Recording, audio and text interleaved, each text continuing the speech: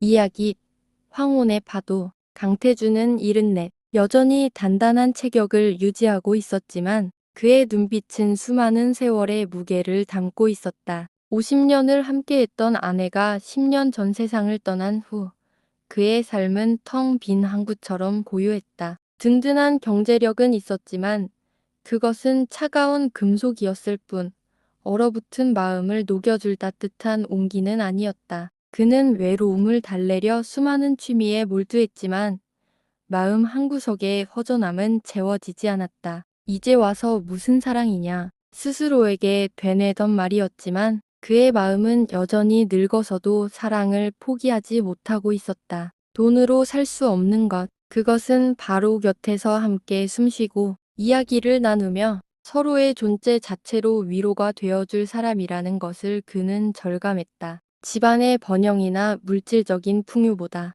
노후를 함께할 동반자가 주는 행복이야말로 진정한 집안의 운명을 좌우하는 척도임을 깨달았다. 그러던 어느 날 그는 우연히 요양원의 자원봉사 활동을 시작했다. 그곳에서 70대 중반의 윤서연을 만났다. 서연은 태준보다 몇 살 어렸지만 그녀의 눈빛에는 세상의 풍파를 겪어낸 깊이가 있었다. 그녀 또한 10년 전 남편을 잃었고 자녀들은 각자의 삶에 바빠 자주 찾아오지 못했다. 태준처럼 서연 역시 외로움이라는 거대한 파도에 홀로 맞서 싸우고 있었다. 처음에는 그저 동병상련이었다. 함께 시간을 보내며 빗소리를 듣고 옛날 이야기를 나누고 때로는 오래된 앨범을 꺼내 보며 웃었다. 태주는 서연 앞에서 처음으로 10년간 묻어두었던 아내에 대한 그리움과 자신의 속마음을 솔직하게 털어놓았다. 서연 역시 조용히 그의 이야기를 들어주었고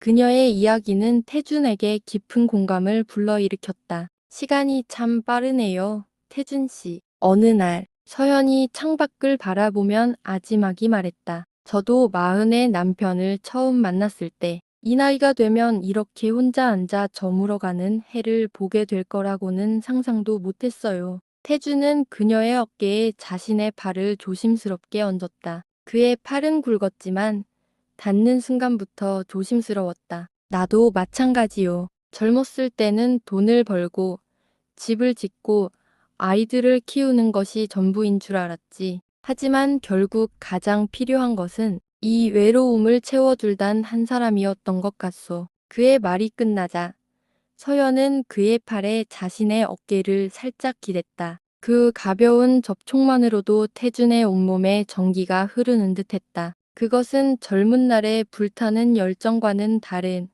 깊고 잔잔하지만 더욱 농밀한 감정이었다. 그들은 더 이상 10년 전처럼 열정적인 사랑을 이야기하지 않았다자. 대신 서로의 눈빛에서 잔잔한 대화 속에서 조용한 침묵 속에서 사랑을 발견했다. 서연은 태준이 잊고 있던 삶의 소소한 기쁨들을 일깨워 주었다. 함께 시장을 보고 직접 음식을 만들어 나누고 공원을 산책하며 계절의 변화를 느끼는 것. 그것들은 돈으로 살 수 없는 두 사람이 함께 만들어가는 행복이었다. 물론 현실의 벽은 존재했다. 자녀들의 반대, 주변 사람들의 시선, 그리고 무엇보다도 서로에게 짐이 될까 하는 두려움. 하지만 태준과 서연은 깨달았다. 집안의 운명을 좌우하는 것은 재물이 아니라 얼마나 진실되고 깊은 행복을 찾아가는 여정이었는지. 그들은 돈으로 행복을 살 수 있다고 믿었던 젊은 시절의 오만을 뒤로하고